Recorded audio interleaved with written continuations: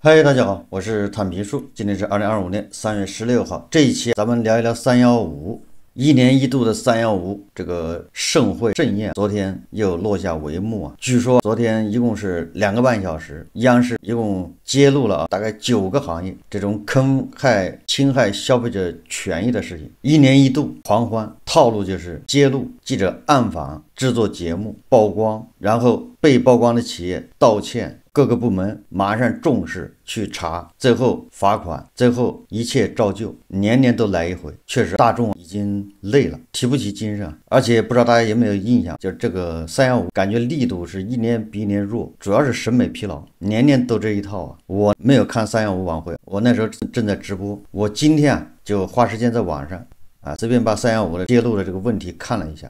我也来谈谈我的看法。你比如说这个高利贷，这个借贷宝，央视自己说，几年前315已经报过一次，这一次居然是第2次报借贷宝的问题。这个我想知道有没有追责这个词。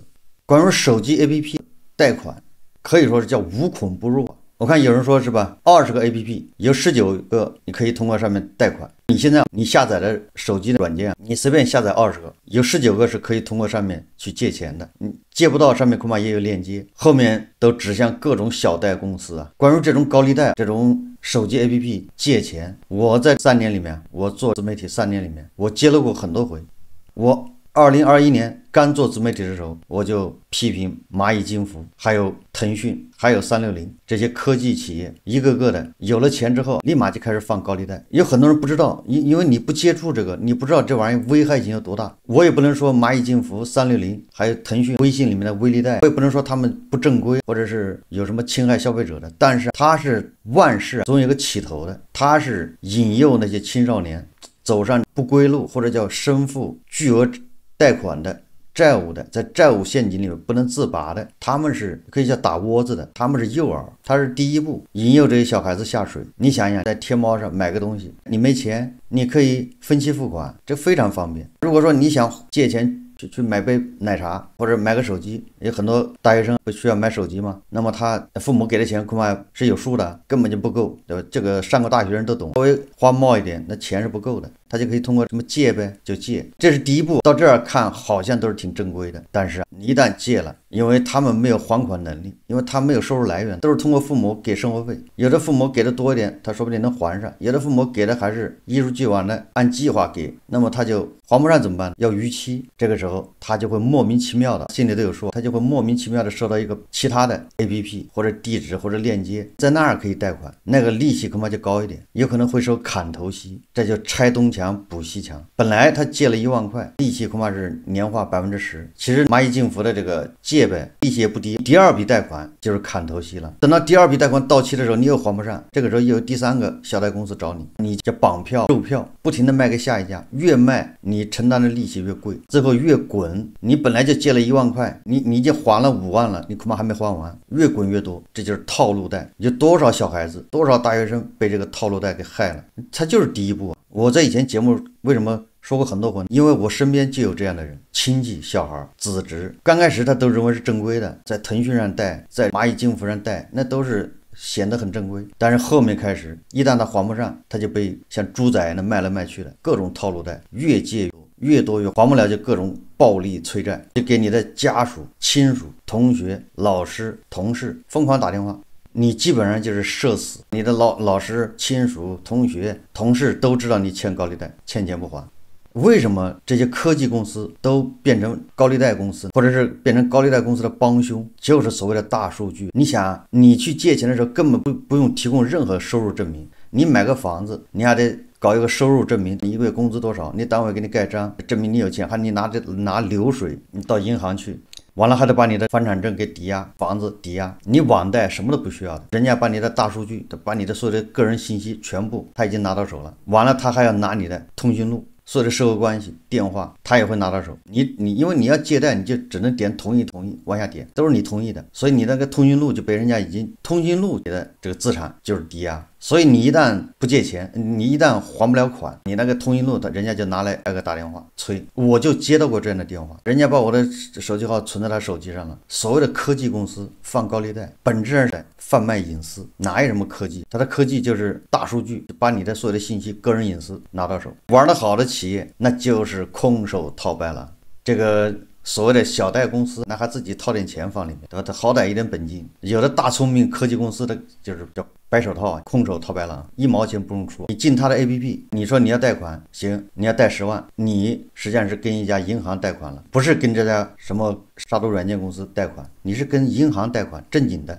但银行凭什么把钱给你呢？他又不认识你，你没任何抵押，银行这风控怎么做呢？这家杀毒公司他说我来担保，是这哥们儿如果还不起我来还。你看看，那银行当然愿意了，你是上市公司，他担保行，银行就给你10万。那这家杀毒公司他凭什么敢给你担保？担保他不要掏钱了，这公司1毛钱没出，完了，一旦这哥们儿违约，贷款还不起，好，这家软件公司他帮你把贷款还上，就相当于把你这贷款，把你这坏账他买了，银行不管，反正旱涝保收。这笔不良资产人家收购怎么办？估死你，因为他有你的数据，他有你所有的亲属联系方式，所有的同学老师，他再把你卖给催收公司一打包，他还不犯法，人自己没犯法，把你这再一打包卖给催收公司，暴力催收，那这家科技公司他就赚差价。你说这个利润，他叫一本万利，无本他没有本。这家公司的高利贷业务，这种已经成了他转盘有个上市公司，那利润主要来自这儿，他搞别的都不赚钱，都在赔钱。我只是举个例子，就是很多企业都这么玩。为什么那些高科技公司要玩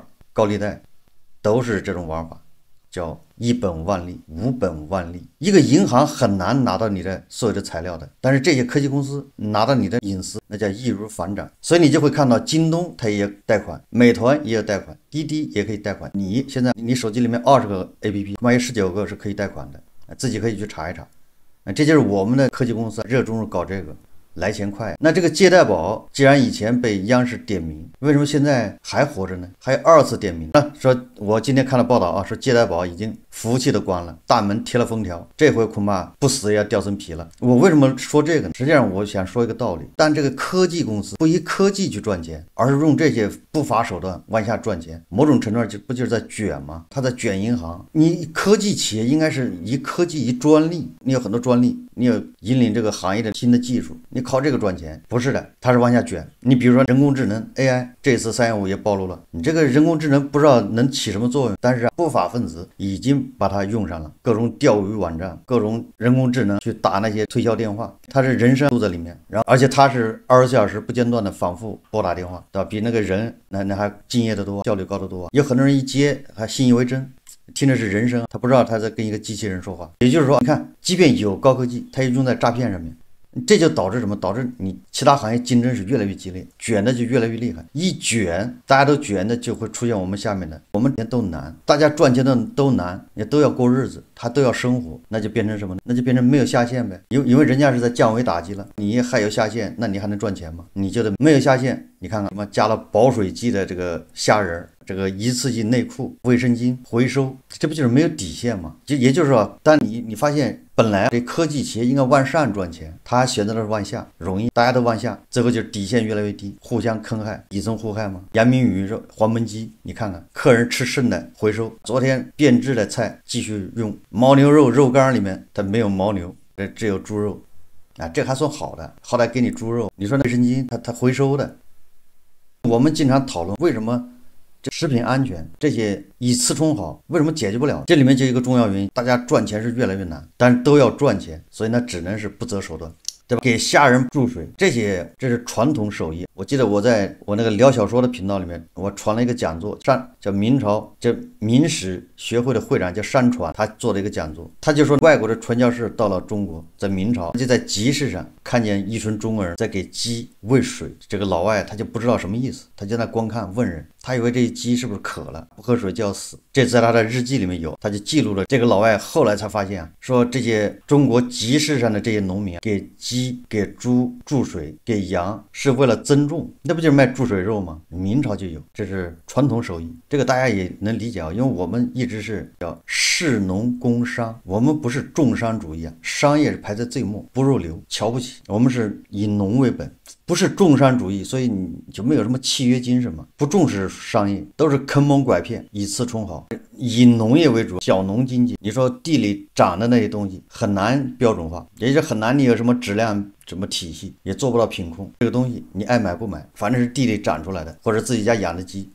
各个地方土质不一样，环境不一样，那你说出来的农产品能一样吗？大小、品质，总之以次充好，这种卖注水肉，这自古就有。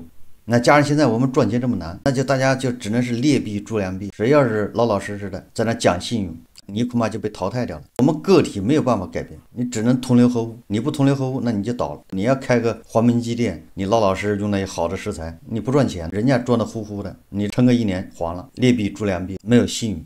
当然有人说跟我们没有信仰也有关系，我们信仰祖先还指着我们光宗耀祖。你能光宗耀祖，你用什么手段都不重要，就你赚了钱，你成了巨富，那你也就光宗耀祖了。说至于你的钱赚的合法不合法不重要，祖宗会理解的。这就是为什么说315一年搞一次，去年搞的是梅菜扣肉，还有什么今年搞注水虾，有什么意义呢？一切都照旧，也就是你没有动机这个根本，这个土壤。你可以把这某些公司搞黄，但是你央视这一次一报道以后就没有这种注水虾了吗？保水虾，以后卫生巾就没有那种回收的了吗？照样有。所以我说我们现在主要是赚钱太难，导致劣币逐良币。赚钱太难也有几个方面，一就是我们科技这块的竞争还没有显现出来，所以我们导致这些科技公司往下竞争，降维打击，它没有办法往上走。第二个就是大家赚钱是越来越难。为什么越来越难？还是分配的问题，就是大头拿走太多，留下的越来越少。整个经济低迷的时候，大头还要再增长，要不然那庞大的开支从哪儿出钱？经济增速本来就慢了，大头还要多留，那你这个小头越来越少，蛋糕越来越小，那你分的人还有这么多，大家越来越卷。你只要不枪毙他绝对会这么干。所以说不是说我们这个只能造这种回收的卫生巾，这个卖注水虾。实际上你看一看，为什么山姆在中国这么火，开一个地方火一个地方，经常进去买东西还要排队。山姆改变了啥？它的供应链主要都是中国的，当然它也有国外的产品，恐怕占比不高，大部分都是国内的厂商供应。为什么都是国内生产？通过山姆卖出来的，大家就相信啊。通过什么其他的超市，大润发或者什么京东，那有可能卖的就是回收的卫生巾。为什么？就像欧盟是大国996韭菜打工人的工会一样，外国人帮咱们恢复信誉。这个山姆就是个例子啊，里面卖的不都是中国产的吗？为什么山姆就能做得这么火，卖的都是中国的东西？这个是值得反思啊。所以我刚才说的就是信誉没有了。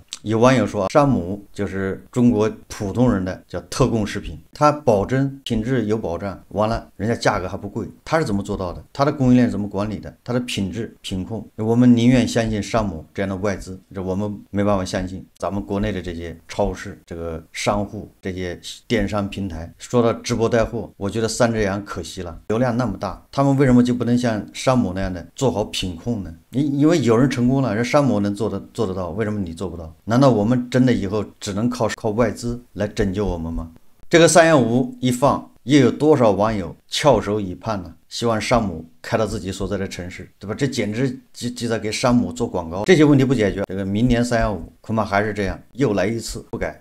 做包子的不吃自己的包子，对吧？卖馄饨的不喝自己的馄饨，大家都心知肚明，都是互害社会。最后我再说一下，在当前咱们要刺激内需，拉动消费，在这个大背景下，这个315晚会就显得有点不合时宜，有点尴尬了。用力过猛就担心影响消费。你确实，你看外面这也不能吃，那也不能吃，那也不能穿，家人也没钱，那我还不省一省，肯定不利于消费。但是又要一年一度的消费者维权。这个315他也派了记者暗访卧底，很多节目去年就做好了，这些乱象他这去年都已经有了，但是他非要攒到今天315这一天播放，给人家打击。